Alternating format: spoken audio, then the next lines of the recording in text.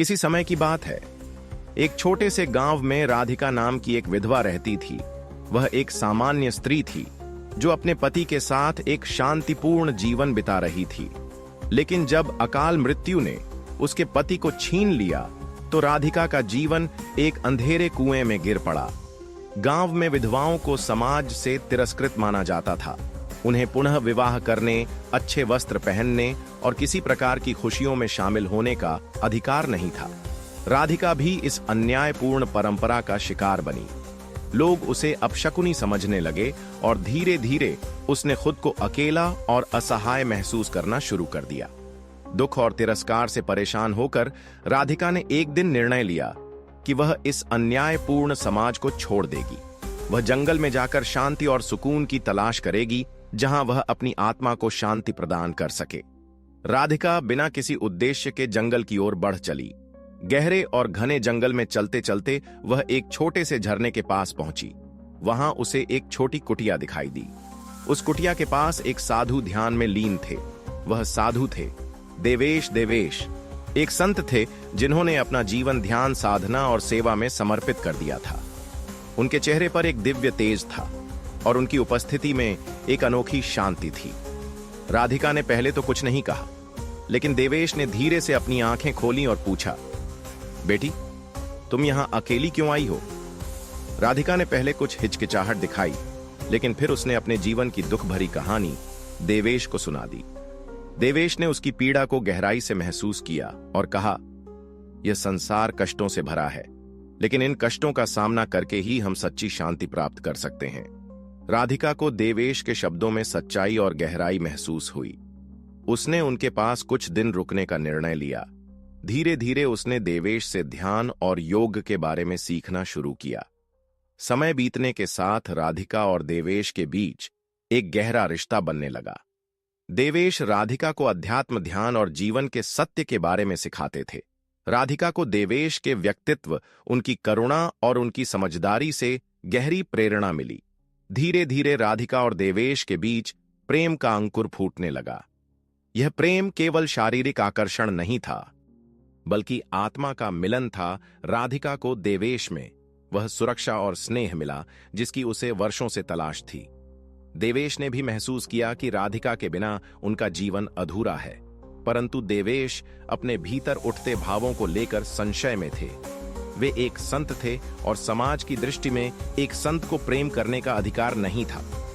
उन्होंने कई बार अपने मन को समझाने का प्रयास किया, लेकिन प्रेम की शक्ति इतनी गहरी थी कि वह इसे रोक नहीं सके। राधिका ने एक दिन देवेश से कहा, अगर प्रेम जीवन का सबसे पवित्र भाव है तो हम इससे क्यों डरे? देवेश इस प्रश्न का उत्तर नहीं दे सके। राधिका और देवेश का यह रिश्ता ज्यादा दिनों तक छिपा नहीं रह सका। गांव के कुछ लोगों ने जंगल में राधिका को देवेश के साथ देखा और इस बात को गांव में फैला दिया। गांव के प्रमुख और कुछ बुजुर्ग देवेश की कुटिया पर पहुंचे और उन्होंने कहा, तुम एक साधु हो, तुम्हें संसार से कोई नाता नहीं रखना चाहिए। यह अनुचित है कि एक विधवा तुम्हारे साथ रहे। देवेश ने शांत स्वर में उत्तर दिया, प्रेम कोई अपराध नहीं है। आत्माओं का मिलन शरीर से ऊपर होता है। यदि राधिका यहां शांति और प्रेम प्राप्त कर रही है तो मैं उसे जाने के लिए मजबूर नहीं कर सकता। राधिका ने भी समाज की रूढ़ियों को स्वीकार करने से इनकार कर दिया। उसने साहस से कहा, अगर प्रेम करना पाप है तो यह संसार अधूरा है। मैं अपनी आत्मा की आवाज को नहीं दबा सकती। गांव के लोग क्रोधित हो गए और उन्होंने देवेश और राधिका का बहिष्कार करने का निर्णय लिया।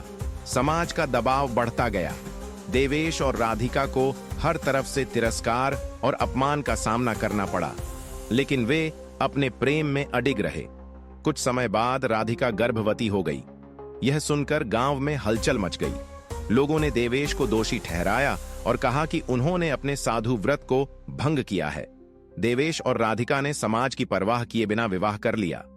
वे जंगल में ही रहे और वहां एक आश्रम बनाया, जहां वे समाज से तिरस्कृत लोगों को शरण देने लगे। गांव के कुछ लोगों ने इसे स्वीकार कर लिया, लेकिन कुछ ने अब भी विरोध किया। पर धीरे धीरे राधिका और देवेश के प्रेम और सेवा भाव ने सबका हृदय बदल दिया। राधिका और देवेश ने एक आश्रम की स्थापना की जहां वे जरूरतमंद लोगों को शरण शिक्षा और चिकित्सा प्रदान करते थे। उन्होंने गरीब बच्चों को पढ़ाना शुरू किया। धीरे धीरे राधिका और देवेश का आश्रम एक आशा का केंद्र बन गया, जहां दुखी और असहाय लोग न केवल शरण पाते बल्कि उन्हें नया जीवन दृष्टिकोण भी मिलता था। हर दिन आश्रम में कोई नया आगंतुक आता, कोई विधवा जो तिरस्कार से भागी थी, कोई अनाथ बच्चा जो प्यार को तरस रहा था, या कोई रोगी जो जीवन की अंतिम आशा लेकर वहां पहुंचता। देवेश उनके घावों पर करुणा और सेवा का मरहम लगाते और राधिका उन्हें ममतामयी देखभाल से संबल देती।